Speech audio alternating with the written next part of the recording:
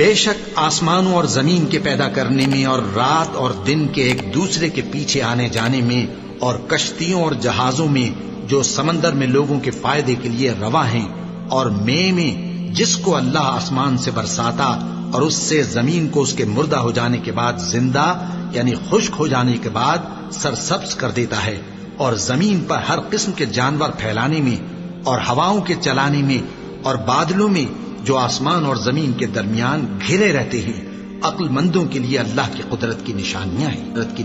ہیں۔ اور بعض لوگ ایسے ہیں جو غیر اللہ کو اللہ کا شریک بناتے اور ان سے اللہ کی سی محبت کرتے ہیں، لیکن جو ایمان والے ہیں وہ تو اللہ ہی کے سب سے زیادہ دوستدار ہیں۔ اور اے کاش ظالم لوگ جو بات عذاب کے وقت دیکھیں گے اب دیکھ لیتے کہ سب طرح کی طاقت اللہ ہی کو ہے، اور یہ کہ اللہ سخت عذاب کرنے والا ہے۔ اس دن کفر کے پیشوا اپنے پیروں سے بیزاری ظاہر کریں گے اور دونوں عذاب الہی دیکھ لیں گے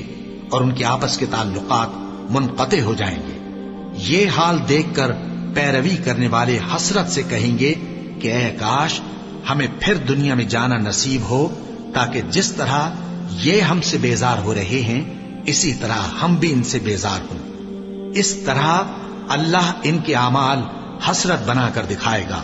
اور وہ دوزخ سے نکل نہیں سکیں گے۔